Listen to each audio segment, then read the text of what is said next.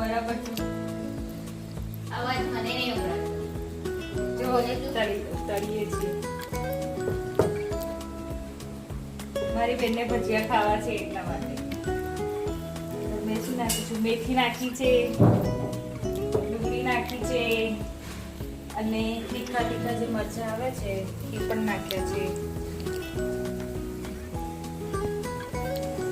વરસાદના મોસમમાં એને ખાવાની ઈચ્છા થઈ છે એટલા માટે. અરે જો હવે કારેલાનું શાક પણ બનાવવાના છે. જો કે કારેલા એને કટિંગ કરી નાખ્યા છે. આ મરચા છે. કોને કોને ભાવે છે આ મરચા? એ મરચા જો છે ને એનું બનાવવાનું છે. બનાવીશું.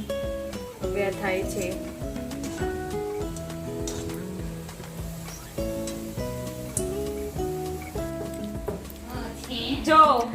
જો પેસ્ટ છે ને આમ જાડી રાખી છે.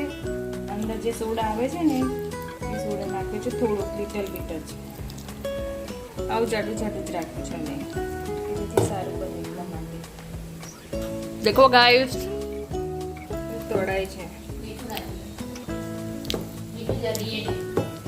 એન્ડ देखो आई रही हूँ મીઠું એડ કરીશું બીકોઝ ઓફ મીઠું લાગતું નથી. અમે ટેસ્ટ કર્યા તો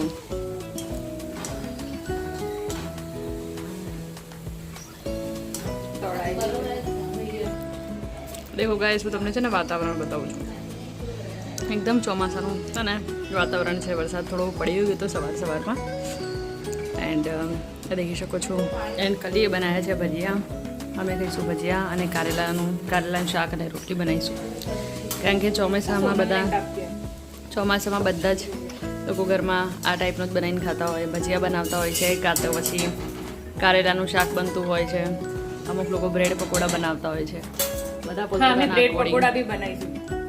પછી પાલક આવે ને પાલકના, પછી અમુક લોકો ગોટા, આવે ને અમુક લોકો પાલક પત્તા ચાટ બનાવતા હોય છે. પાલકના બનાવ્યા હતા ને મોનિકા આપણે એક વખત ને પછી શું કહેવાય ને મેથીના ગોટા, અમુક લોકો પેલું બી શું કહેવાય ને પાત્રા. પાત્રા. હા, કારણ કે હમણાં પાત્રાની સિઝન હોય છે. હા એ બી બસ કે બનાવી શકો. મસ્ત આવે. મને એ બનાવતા આવડે.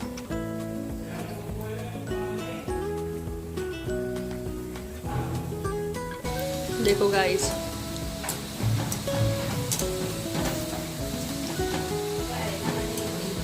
કોને કારેલાનું શાક ભાવે છે? મને તો બહુ જ ભાવે છે. પોતે તો તાવ આવે, ડેન્ગ્યુ આવે, એવું કંઈ થાય એના કરતાં બીમાર પડે એના કરતાં કારેલાનું શાક ખાવું સારું ચોમાસું.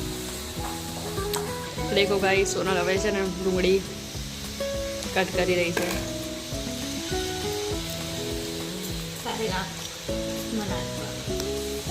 એટલે મરચાં કાપવાનું હોય તો લાઈન કાપી દઉં. देखो गाइस ફ્રાય થઈ રહ્યા છે. હવે આપણે છે ને આની અંદર ડુંગળી પેલી થાય છે.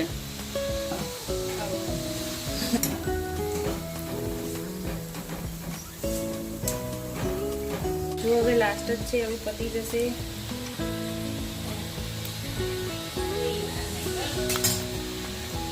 હવે લાસ્ટ જ છે, પતી જશે. અમારા ભજીયા રેડી થઈ જશે ગાઈસ બનીને.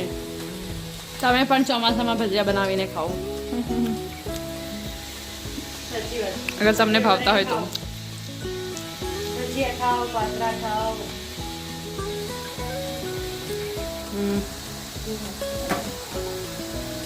હવે ગાઈસ ભજીયા ખાઈને બેઠા, સારા લાગ્યા.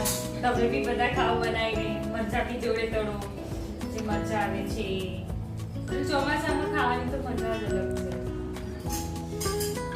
તમે બી અમારા વિડીયોને જો ગમ્યા હોય